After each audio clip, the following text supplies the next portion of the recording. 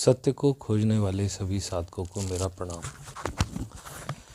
जैसा कि मैंने गीता के वीडियो में भी डाला था, लेकिन मुझे पता है गीता वाला वीडियो हर कोई पसंद नहीं करता है सुनना। तो फिर से आपसे एक बार हाथ जोड़ करके माफ़ी कि जो आशीष पुनिया जी के साथ मेरा वीडियो था उसमें अनायास कुछ मुंह से एब्यूज़िव लैंग्वेज निकल गई, जो कि मेरी इंटेंशन नहीं थी। मैंने उस पर काम किया, कर रहा हूँ कि ऐसा फिर ना हो। तो बस उसके लिए सबसे पहले आपसे माफ़ी चाहता हूँ, ऐसा फिर नहीं होगा। दूसरी बात ये है कि मैं आपसे कुछ विनती करना चाहता हूँ कि जो लोग मुझे मेल करते हैं प्लीज़ संडे तक का वेट किया कीजिए, क्योंकि मैं ऑलमोस्ट सैटरडे या संडे में ही मेल देखता हूँ। बार बार रिपीटेड मेल ना किया कीजिए। तीसरी बात, जिन लोगों को भी मैं अपना नंबर देता हूँ बात करने के लिए, प्लीज़ केवल टेलीग्राम पे मैसेज किया करें, कॉल मैं खुद कर लूँगा। दूसरी बात, आपसे एक बार बात हो गई, यदि दोबारा का बात करने की मैंने परमिशन नहीं दी है, प्लीज़ दोबारा मैसेज भी मत कीजिए, नहीं तो मुझे आपको ब्लॉक करना पड़ेगा और आगे आप मैसेज भी नहीं कर पाएंगे। क्योंकि मैं यूट्यूबर नहीं हूँ, मैं अपनी मर्ज़ी से वीडियो नहीं डालता हूँ। जब मुझे कोई इच्छा होती है किसी टॉपिक को करने की तब मैं डालता हूँ, या मेरे पास कोई नया डाउनलोड आता है। यूट्यूब से मेरी कोई कमाई नहीं है, ना मेरी कोई कमाई करने की इच्छा है। तो इन बातों का ज़रा ध्यान रखा कीजिए। तो आगे मैं टॉपिक ले रहा हूँ। आज मैं टॉपिक लेके बोल रहा हूँ, पता नहीं मैं कहाँ तक कैसे बोलूँगा, क्योंकि मैं हमेशा टॉपिक से निकाल के पता नहीं किधर निकल जाता हूँ। तो आज मेरा टॉपिक है इल्यूज़न वर्सेस अवेकनिंग, या इल्यूज़न वर्सेस अवेकन्ड। अब लोगों को पता ही नहीं है कि इल्यूज़न हो क्या है, क्या इल्यूज़न, क्योंकि वो जो जानते हैं वो मानते हैं कि वही सत्य है। अगर मैं इल्यूज़न की बात करूं तो बहुत सारे इल्यूज़न हैं जिनमें आप जी रहे हैं और आप मानते हैं वो सत्य हैं, इसलिए आपको लगता ही नहीं कि वो इल्यूज़न है। और इल्यूज़न क्रिएट करने का सबसे बड़ा काम जो कर रहा है वो है आपका टेलीविज़न, जिसे मैं हमेशा लाई विज़न बोलता हूँ। इसीलिए मैं हमेशा आपसे कहता हूँ टेलीविज़न, गॉसिप मैगज़ीन्स, किसी भी तरह का जो न्यूज़ से रिलेटेड प्रिंट मीडिया और अखबारों से दूर रहिए, क्योंकि it is better to be uninformed rather than miss informed.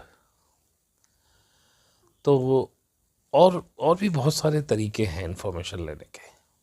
अगर मैं हिंदुस्तान की बात करूं तो बहुत से ईमानदार पत्रकार हैं जिनको आप सुन सकते हैं यूट्यूब पे, जैसे कि संजय शर्मा है 4 PM न्यूज़ से, सत्यहिंदी.com है, आलोक जोशी हैं, साक्षी जोशी है, अजीत अंजुम है, आपके पुण्य प्रसून वाजपेयी हैं, अभिसार शर्मा है, एक क्यू वाइव करके एक चैनल आया है शर्मा जी का, वो भी बहुत अच्छा है, नॉकिंग न्यूज़ है, उनके 2 चैनल हैं, गिरिजेश वशिष्ठ और नॉकिंग न्यूज़, उस पर आप जा सकते हैं।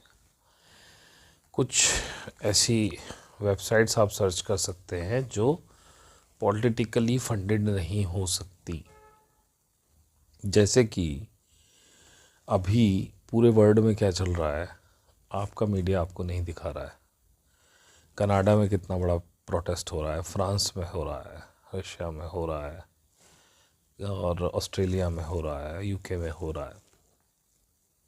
वो आपको नहीं दिखाया जा रहा, क्योंकि वो दिखाएंगे तो आपकी भावनाएं भड़केंगी। अभी इल्यूज़न पे भी बोलूँगा, पहले थोड़ा सा बोल देता हूँ इस बारे में। अभी जैसे दिल्ली सेक्रेटरीट पे कुछ लोगों ने धरना दिया, जिसमें सखा थे और देवेंद्र बल्हारा की टीम से उनके जो वकील हैं, दिलीप बंसल समथिंग कुछ ऐसी नाम है उनका, मैं शायद मिस्टेक कर रहा हूँ, वो थे। आपके डॉक्टर विश्वराज चौधरी ने भी उसे ज्वाइन किया और डॉक्टर तरुण कोठारी मेन उसे लीड कर रहे थे। लेकिन जिनको मैं आपको बोल चुका हूँ, ईमानदार पत्रकार, वो भी ज़्यादातर पॉलिटिकल न्यूज़ ही कवर करते हैं। उन्होंने भी ये नहीं कवर किया।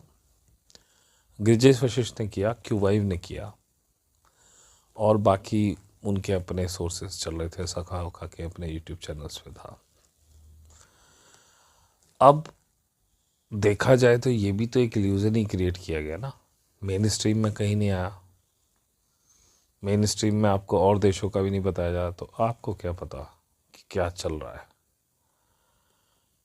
जो लोग मेरे इस वॉइस नोट को सुन रहे होंगे, बहुत से लोग मानते होंगे वैसे ही बेवकूफ़ बना रहा है, कोई फ़र्क नहीं पड़ता, ये अमृत प्याले कितने ही पिए जाओ, पनीर टीके लगवाए जाओ, क्या फ़र्क पड़ रहा है।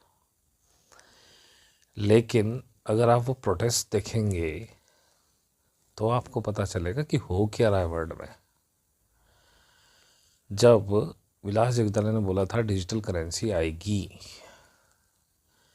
तो अभी शायद इस महीने या पिछले महीने ही उसमें संसद में बताया गया कि सेंट्रल बैंक की डिजिटल करेंसी आ चुकी, अब वो आ चुकी है, दैट इज़ ऑथराइज्ड।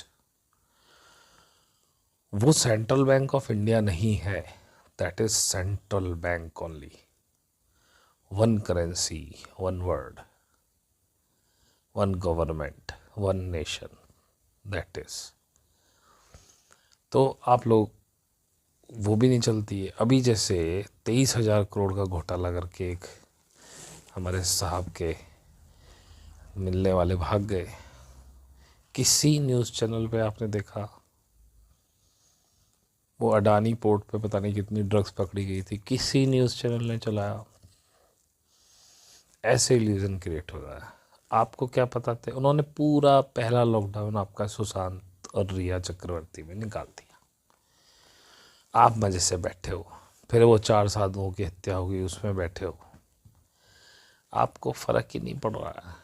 आप मुद्दों पे तो ध्यान ही नहीं दे। दीपिका पादुकोण चली गई डीयू में, बस वो खड़ी होके 5 मिनट के लिए आ गई, उस पे आप लड़े जा रहे हो। और आप आज भी मैं देखता हूँ सुशांत सिंह राजपूत पे इतना क्वेश्चन लोग करते हैं यूट्यूब्स पे। अरे भाई, वो मर गया, जिंदा है, इससे क्या फ़र्क पड़ता है? वो मर भी गया तो क्या फ़र्क पड़ता है भाई? पता नहीं कितने लोग मरते हैं, हमारी फैमिलियों में कितने मर गए, किसने क्या कहा, क्या सोचा। तो दिस इज़ कॉल्ड इल्यूज़न। अभी ये तो बड़े इल्यूज़न है, मैं छोटी इल्यूज़न की बात करता हूँ, बस छोटे छोटे जो आप देखेंगे। अगर कोई पुराने व्यक्ति सुन रहा हो, मुझे आज भी याद है जब हम रामायण देखते थे छोटे से, तो कोलगेट का एक ऐड आता था, उसमें एक शीशे की पट्टी पे कोयला घिस के दिखाया जाता था, एक तरफ कोलगेट, और दिखा देते देखो कोयले से स्क्रैच पड़ गए, कोलगेट से नहीं पड़े, कोलगेट यूज़ करो। तब हमारे लोगों के यहाँ कोयला बहुत यूज़ होता था दांत मांजने के लिए। और हमेशा मैंने वर्ड मेरा ध्यान करिए, दांत मांजना, दांत साफ नहीं करना। जैसे हम बर्तन मांजते हैं ऐसे ही दांत मांजते हैं। तो हम कोयला, राख बहुत यूज़ करते थे, जबकि राख बहुत महीन और बहुत सॉफ्ट होती है, उसमें कोई फ़र्क नहीं पड़ता, और एंटीसेप्टिक भी है, और उसमें बैक्टीरियाज वगैरह भी नहीं होते। तो हमको कोलगेट की तरफ ले जाएगा। फिर थोड़े दिन पहले आपने देखा होगा, कोलगेट का एक ऐड था कार्बन वाला, जिसमें वो ब्लैक कोलगेट लेके आते हैं कि जी कार्बन साफ़ करता है। अब ज़रा मुझे ये बताइए, कोयले में कार्बन के अलावा क्या होता है? वो भी तो कार्बन ही था। चलिए दूसरी बात करते हैं। अभी मैंने एक नया ऐड देखा, कोलगेट का हल्दी। इन्हीं चीज़ों को हमें सन 90 में ख़राब बताया जा रहा था, 88-90 के आसपास, और आपने मान लिया था ये ख़राब है, आपने पकड़ के कोलगेट शुरू कर दिया। आज वही चीज़ पेली जा रही है आपको कोलगेट में, आयुर्वेदिक के नाम पे। आपको कोई प्रश्न नहीं उठता, भाई कल ये लोग इन्हीं चीज़ों को ख़राब बता रहे थे, आज क्यों कर रहे हैं? जबकि उसमें हल्दी वल्दी कुछ नहीं है, थोड़ा सा सेंट होगा, वो दिखाने के लिए टेस्टिंग पर्पज में तो थोड़ा बहुत उसका अर्क डाल दिया और कलर होगा, बस।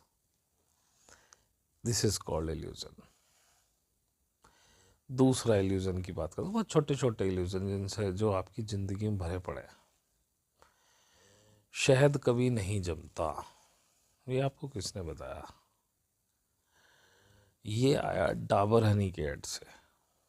जब तक डाबर हनी का ऐड नहीं था, हमें किसी को नहीं पता था कि शहद कभी नहीं जमता। और जिन जिन के घर में रियल हनी आते थे, या जिन्होंने रियल हनी को रखा है अपने घर में, उन सबको ये पता होगा कि रियल हनी जमता है सर्दियों में। लेकिन वो पत्थर की तरह नहीं जमता, वो ऐसा होता है जैसे ढीला सा देसी घी, तो दानेदार। आप उसे उंगली से खुरचिएगा, आ जाएगा, और जैसे ही मुंह में डालेंगे वो पिघल जाएगा, बिल्कुल एक एक दाना उसका मेल्ट होके शहद बन जाएगा, वो असली शहद है। मेरे घर में अभी पिछले साल मैंने डाबर हनी मंगाया था, वो नहीं पी, वो पूरी सर्दी नहीं जमा। मतलब जब हम लोग ठिठर रहे थे वो तब भी नहीं जमा। अभी मैंने देखा कि नीचे थोड़ा सा जमा हुआ है। हालांकि मैंने अभी कुछ रियल हनी कहीं से मुझे मिला, मैंने मंगाया कुछ 3-4 लीटर अलग अलग, तो उसमें से अलग अलग शहद की अलग अलग प्रॉपर्टीज़ भी होती है, ये मैं बताऊँ आपको। तो ग्लूकोज और फ्रक्टोज, सुक्रोज और फ्रक्टोज का इसमें मिश्रण होता है, तो सुक्रोज शायद जमता है। तो उनमें जैसे मेरे अलग अलग तरह के हनी हैं वो 4, उनमें से 2 जम रहे हैं, 2 नहीं जम रहे हैं। दूसरा इल्यूजन इस तरह के, जैसे अब ये बड़े बड़े डॉक्टर भी ये पनीर टिक्का लगवाने के लिए कह रहे हैं इम्यूनिटी बूस्टर है। उनमें से किसी भी डॉक्टर से आप जाके पूछिए इसके इंग्रेडिएंट्स क्या है, आप कैसे कह सकते हैं इम्यूनिटी बूस्टर है? ये भी प्रोपेगेंडा टेलीविजन का ही चलाया हुआ है, और लोग जा जाके खा रहे हैं दबा के। खाइए, वो खुद लोग हार्ट अटैक से मर रहे हैं, चलते चलते गिर जा रहे हैं, मर जा रहे हैं। तो बताइए, दिस इज कॉल्ड इल्यूजन। जब अपनी आंख बंद कर लेते हैं, क्योंकि टेलीविज़न की एक फ्रिक्वेंसी है, वो ELF वेव जनरेट करता है, एक्सट्रीम लो फ्रिक्वेंसी, ELF। वो सीधा आपके माइंड पे अटैक करती है। टेलीविज़न बनाया इसलिए है, वो जिस फ्रिक्वेंसी को एमिट करता है, वो फ्रिक्वेंसी आपके माइंड पे जाके एक ऐसा वो बनाती है कि आपको लगता है जो कह रहा है ठीक कह रहा है। हाँ, एक इल्यूजन जैसे कॉम्प्लान, हॉर्लिक्स, इनसे बच्चों की इम्यूनिटी पावर बढ़ती है, बच्चे बढ़ते हैं, बहुत बड़ा बिजनेस है। कुछ नहीं होती है बॉर्नविटा, कॉम्प्लान, हॉर्लिक्स। जो मूंगफली का तेल निकल जाता है ना, तो उसकी खली निकलती है, जो तेल के बाद जो वेस्ट मटीरियल निकलता है, उसको रोस्ट करके ये बनती है। तो कौन सी ताकत देगी आपको? ऐसे बहुत सारे इल्यूजन है, अगर मैं जानने के लिए चलूँ, लेकिन आप टेलीविज़न में देख के सब मान लेते हैं, असलियत आप नहीं जानते। हाँ, एक और इल्यूजन है, गाय का दूध पीला होता है, गाय की मलाई पीली आती है दूध की, गाय का घी पीला होता है। अगर किसी के घर में वास्तविकता में देसी गाय रही हो, तो उसे पता होगा कि देसी गाय का दूध बिल्कुल सफ़ेद चिट्टा होता है, उसकी मलाई बिल्कुल सफ़ेद होती है, जैसी भैंस के दूध की होती है, हल्की होती है थोड़ी लेकिन सफ़ेद। उसका मक्खन बिल्कुल भैंस के मक्खन जैसा सफ़ेद, लेकिन जब उसका घी निकालेंगे वो पीला होता है। और आपको इल्यूजन है कि गाय का दूध पीला होता है। जर्सी गाय का दूध पीला होता है। जर्सी को जब, जिसे अमेरिकन गाय बोलते थे, दूध ज़्यादा देती, इसलिए हमने बड़ा जल्दी अडॉप्ट किया उसे, क्योंकि पहले हमारे यहाँ गाय की कीमत नहीं होती थी, बैल की कीमत होती थी। लोग इतना गाय का वो नहीं करते थे, और जो थोड़ा बहुत उसने दूध दे दिया। और देसी गाय ऐसी होती थी, पूरे दिन में मिला के 4-6 लीटर दूध से ज़्यादा देती, 6 लीटर दूध देती थी वो, बस 6 से 8 बस। और वो उसके लिए इतना होता था तो छोड़ देते गाँव, वो आसपास घास फूस चढ़ के आ जाती थी, थोड़ा सा उसे 1-2 रोटी घर की बची हुई डाल दी, थोड़ा सा उसकी भूस में हल्की सी बूर लगा के सानी कर दी, और उसने वही 6 लीटर दूध दे दिया अपना, 6-8। उसमें से बच्चे को पिलाते थे, और अगर बछड़ा हो जाए तो उसे ज़्यादा पिलाते थे, क्योंकि बैल बनाते थे। लेकिन अब बैल आधारित खेती रही नहीं, बैलों की कीमत कुछ नहीं, और गाय केवल दूध के लिए पाली जाने लगी। तो हमें चाहिए ज़्यादा लीटर वाली गाय, तो जर्सी आ गई। जर्सी का दूध पीला होता है, उसकी मलाई भी पीली होती है, उसका घी भी पीला होता है, लेकिन दूध में वो तत्व नहीं होते। जैसे मैंने पहले भी एक बार शायद कहा था, किसी ने मुझसे कहा जी, वो जब मैंने कहा कि दूध नहीं पीना चाहिए, उसने कहा वाघभट्ट जी तो कहते थे दूध पीना चाहिए। तो उसका जवाब मैं यही कहता हूँ, भाई वाघभट्ट के टाइम में जो गाय थी, अगर वो मिल जाए तो पी लो, अमृत है ना। तो वो गाय आपके पास है ना, जो वो गाय खाती थी ना, वो चीज़ आपके पास है। लेकिन हाँ, जो लोग दूध पीना पसंद करते हैं, फिर भी आप उसमें हल्दी उबाल लीजिए, या आप उसमें अदरक उबाल लीजिए, या आप उसमें सौंफ उबाल लीजिए, या अश्वगंधा उबाल लीजिए, दालचीनी उबाल लीजिए, इस तरह की चीज़ कोई उसमें डालें तो दूध पीने योग्य हो जाता है। क्योंकि दूध को डाइजेस्ट करने में हमारी इंटेस्टाइन को, हमारे स्टमक को सबसे ज़्यादा मेहनत करनी पड़ती है। और डेयरी प्रोडक्ट्स से, पनीर वनीर से थोड़ा दूर ही रहना चाहिए। तो ये बात हुई इल्यूजन की। अब बात करते हैं अवेकनिंग की। अवेकनिंग किसे कहते हैं? जब आपको ये झूठ, ये इल्यूजन पकड़ने ना लगे, जब आपको असलियत दिखने लगे, तब उसे कहते हैं अवेकनिंग। तो जो अवेकन बंदा होगा, जो मैंने आपको इल्यूजन बताए हैं, उसको वो इल्यूजन नहीं दिखते। जैसे कि मैं अपनी बात बताऊं, मैं कम से कम 10 साल से केवल आयुर्वेदिक मंजन कर रहा हूँ, या तो कोलिए की राख से करता हूँ, या कोई डाबर लाल, या ये मंगा लेता हूँ पतंजलि, या एक हमारे यहाँ एक और आता है लोकली, किसी वैजी का बना हुआ है, वो बहुत प्यारा मंजन है, वो भी वो कर लेता हूँ। और अब मिसवाक मंगाई मैंने, मिसवाक की डंडी होती है, हाँ, जैसे मिसवाक का भी इल्यूजन एक चलता है, मिसवाक टूथपेस्ट आता है, उसमें वो केवल खुशबू डालते हैं मिसवाक की, और उसका कलर थोड़ा लाइट पिंक, जबकि मिसवाक एक लकड़ी की डंडी होती है, हल्की सी पिंकिश, जब वो सूखी हुई ना हो, आप उसे थोड़ा सा चबाते हैं तो उसमें रेशे निकलते, बहुत बारीक, बहुत महीन, और बहुत बहुत ही अच्छे, मतलब मुलायम। फिर उन रेशों से आप ब्रश करते हैं अपने मुंह में, उसका जो सत्व निकलता है लकड़ी का, वो मुंह में जाता है तो वो खुशबू पैदा करता है, और जब उसको कुल्ला करेंगे आप तो मुंह में पानी मीठा मीठा लगने लगता है, और वो इतना मुलायम होता है कि शायद इतना मुलायम ब्रश मैंने नहीं देखा होगा कभी। पहली बार किया मैंने भी, जब मुझे मिली ये इसी बार। या नीम की दातुन कर सकते हैं। तो मैं लगभग 10-12 साल से ये कर रहा हूँ। आप यकीन नहीं मानेंगे, जब तक मैं ब्रश करता था मैं गन्ने नहीं खा पाता था, मेरे दांतों में वो ताकत नहीं थी गन्ने खाने की। लेकिन जब से मैंने ये करना शुरू किया, मैं गन्ने उड़ा देता हूँ, दांतों में ताकत आ गई। क्योंकि प्रॉब्लम क्या है? प्रॉब्लम है आपकी लार, मुंह की। ये सबसे बेस्ट चीज़ दी है भगवान ने आपको, यही आपके खाने को डाइजेस्ट भी करती है।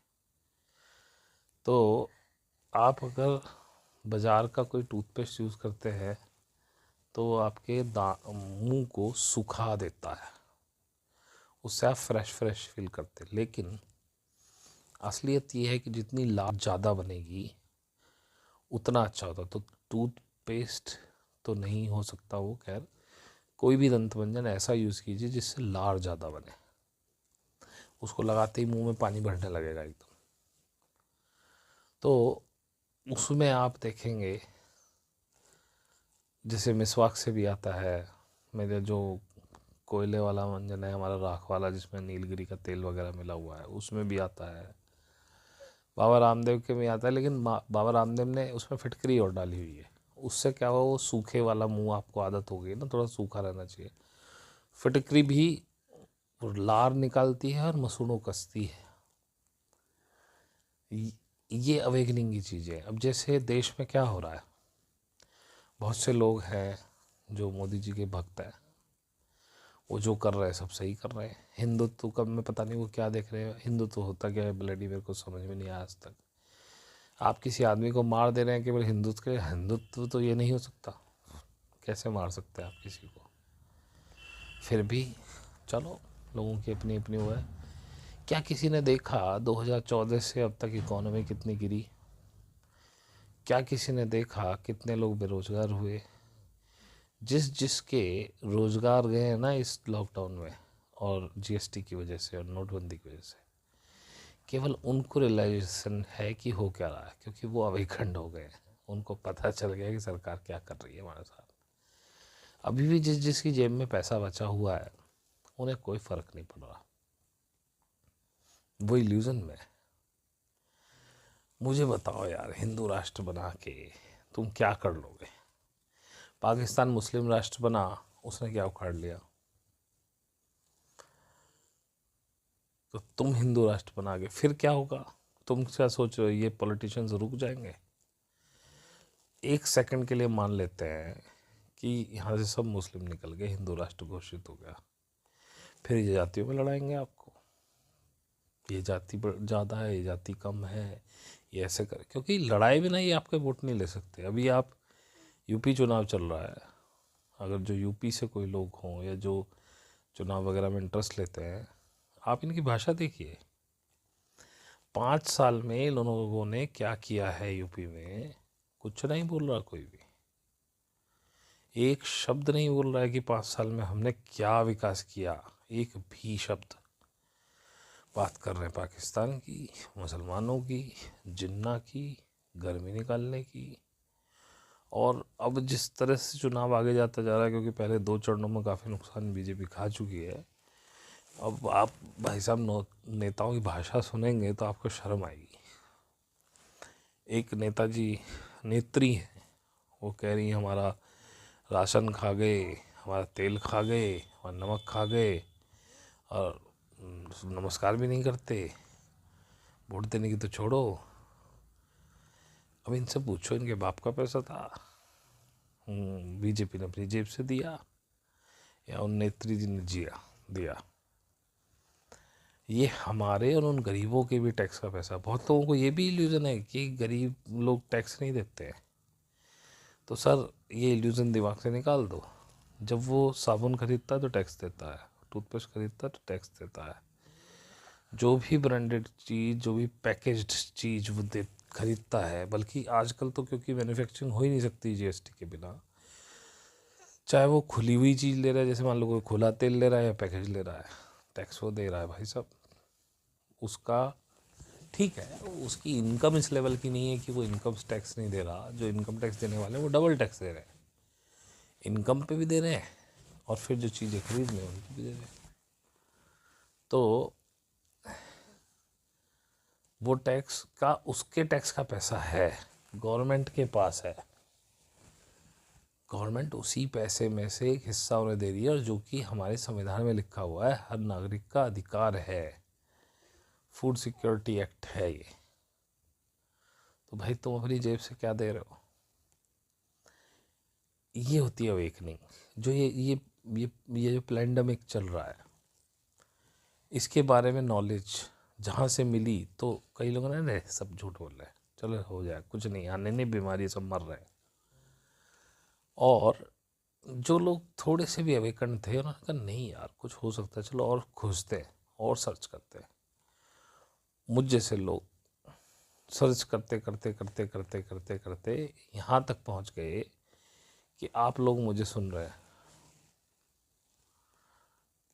आप मुझे इसलिए नहीं सुन रहे हैं कि मेरी शक्ल सूरत बहुत अच्छी है, मैं कोई बहुत बड़ा स्टार हूँ, या मैं कोई अजीब सी बात बता रहा हूँ। आप सिर्फ मुझे इसलिए सुन रहे हैं कि आप अब ये समझते हैं थोड़ा बहुत कि बंदा कुछ तो ठीक कह रहा है।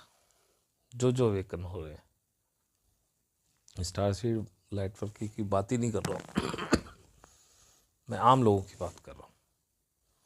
इतना बड़ा किसान आंदोलन हुआ, मेरे खुद के रिश्तेदार कहते हैं किसान तो मौज कर रहे हैं। मैं ठीक है, आपके तो घर के पास ही है, आप भी मौज कराओ थोड़े दिन।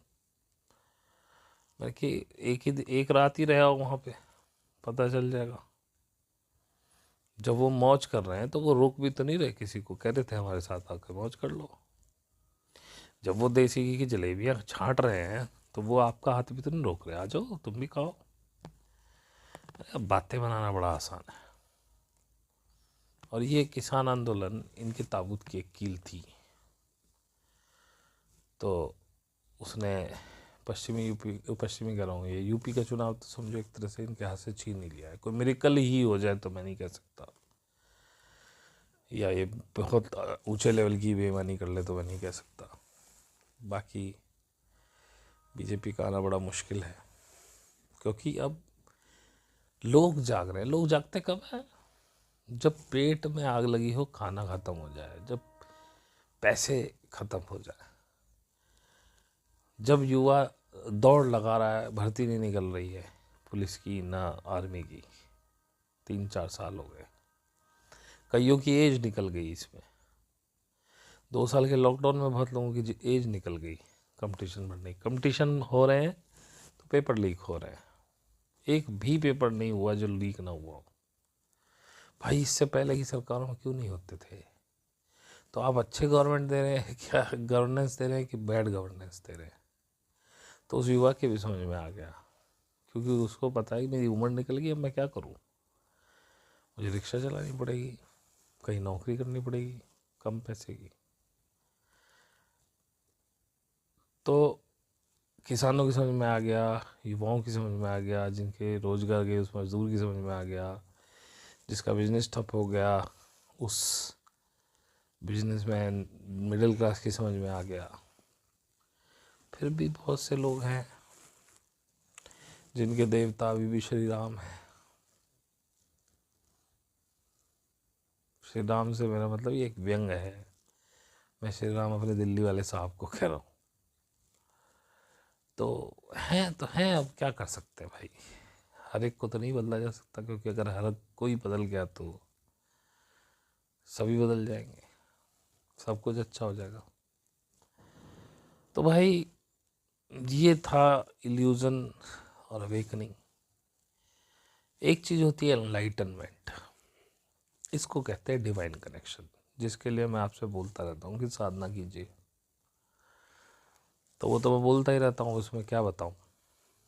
लेकिन हाँ, एक चीज़ थोड़ी सी आपको अच्छी खबर दे दूँ कि तिलिस्म टूट रहा है डार्क फोर्सेस का। वो अपने जो सेट किए हुए एजेंडा है उनको बदलने पे मजबूर हैं, और ये सब ओवर हो रहा है धीरे धीरे। वो अपने प्लान्स पूरी तरह से एग्जीक्यूट नहीं कर पा रहे हैं, थोड़े परेशान हैं। उसके बाद जो मास प्रोटेस्ट हो रहे हैं विदेशों में, कई देशों में बड़े बड़े मास प्रोटेस्ट हो रहे हैं इसके लिए, उससे उनकी नींदें उड़ी हुई हैं, उनकी हालत ख़राब है। जो सेक्रेटरीट पे धरना हुआ अभी, जो आज ख़त्म हुआ, उससे मोदी जी की नींद उड़ गई है, ये मैं आपको बता दूं। लेकिन अब वो लोग संगठित हो रहे हैं और भी राज्यों के लोग मिल रहे हैं उनसे, और ये आंदोलन शुरू होगा अच्छे लेवल पे, ये भी मुझे लगता है। ऐसी कोई इंट्यूशन नहीं है, ये वैसे ही मैं बोल रहा हूँ, क्योंकि आंदोलन तो होंगे। अब लोगों की आंखें खुल रही हैं, लोग इल्यूजन से बाहर आ रहे हैं, और मैंने आपको बताया इल्यूजन से बाहर वही आएगा जो परेशान है। जिसकी मौज की चल रही है वो इल्यूजन से बाहर नहीं आएगा।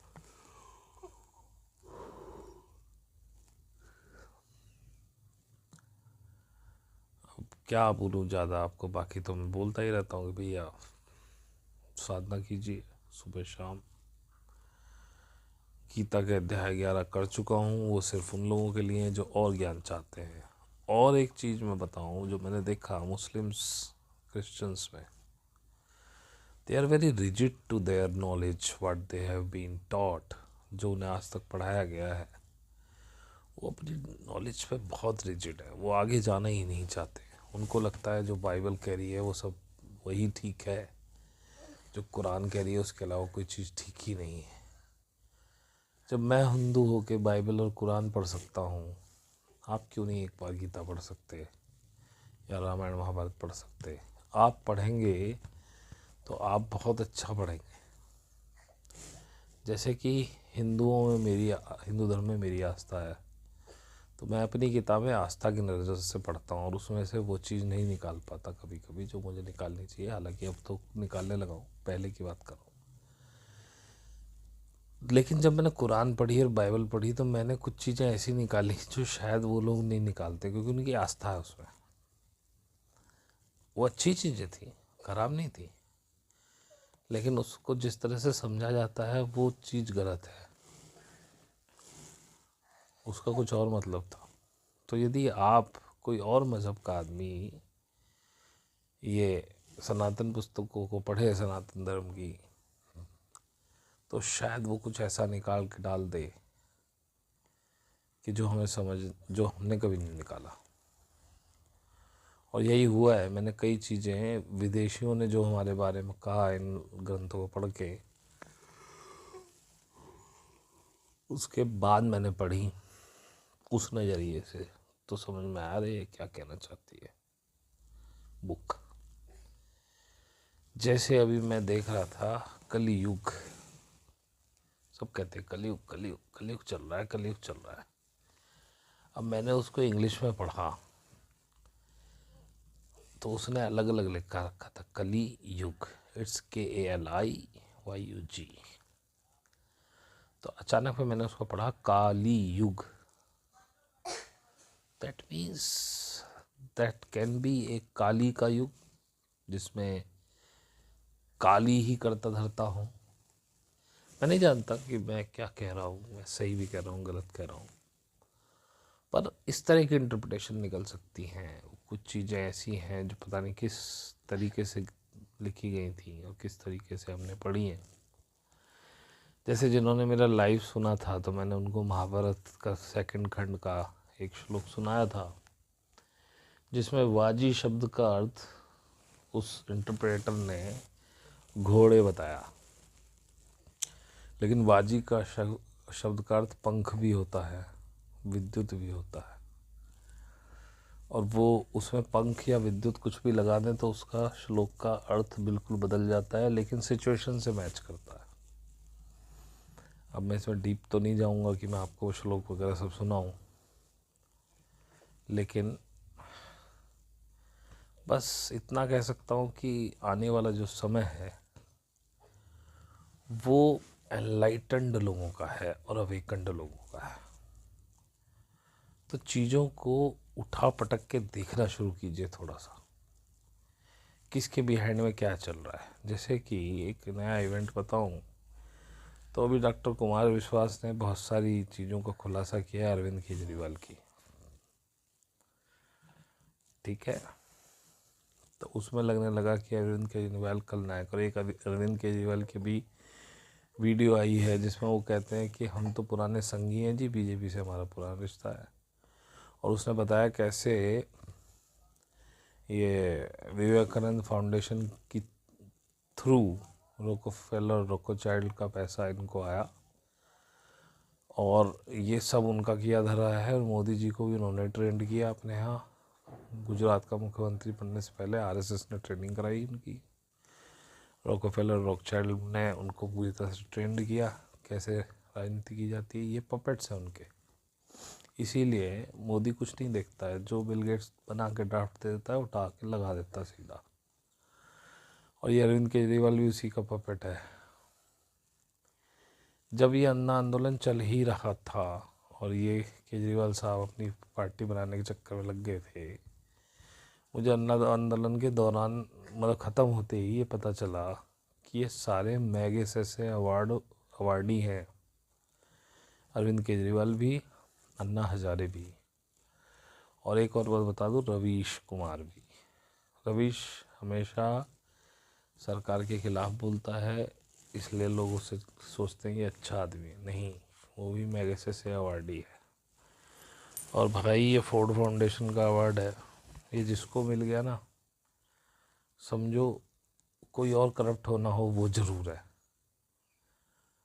और रवीश कुमार भी आपका बेवकूफ़ी बना रहा है, क्योंकि यहाँ एक ही मालिक के 3 चैनल हैं। एक चैनल है जो गवर्नमेंट का प्रेज़ करता है, पैसे कमाता है। दूसरा चैनल है जो गवर्नमेंट की खिलाफत करता है, जैसे NDTV। उसमें वो लोग उसे देखते हैं जो गवर्नमेंट का खिलाफ है, पहले वाले को वो देखते हैं जो गवर्नमेंट के साथ है।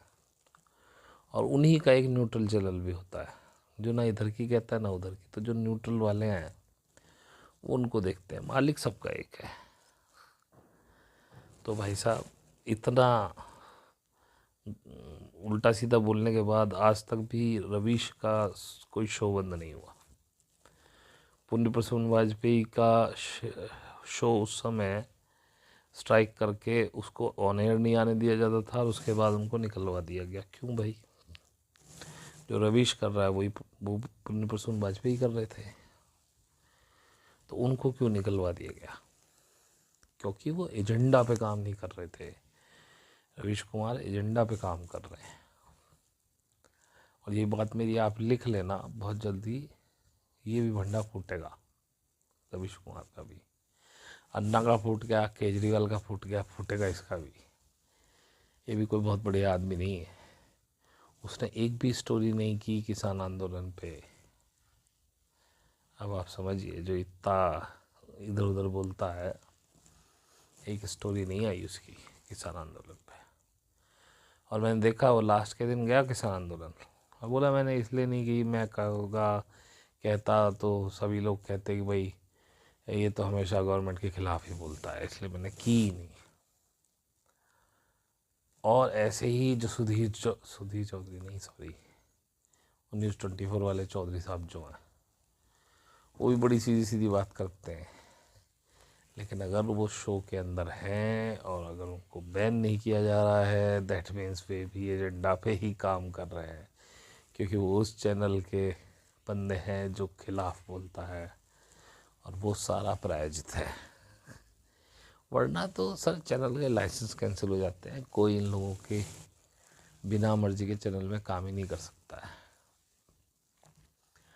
तो ये छोटा सा सेशन मैंने बनाया है इल्यूज़न और अवेकनिंग के ऊपर।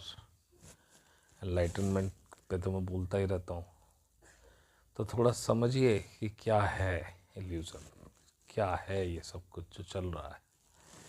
जब ये आप समझ जाएंगे तो आप अवेकनिंग के बहुत नज़दीक होंगे।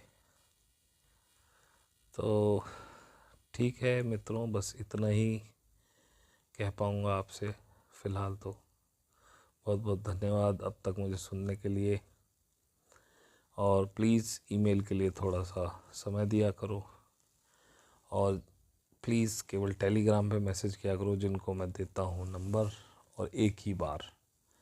सेकंड टाइम अगर बात करनी होगी, मुझे लगेगा आपको करनी चाहिए, तो मैं अपने ग्रुप में ऐड कर लेता हूँ। जो ग्रुप में है वो प्लीज़ पर्सनल मैसेज ना भेजें। तो इसी के साथ विराम देता हूँ अपनी बात को। बहुत बहुत धन्यवाद।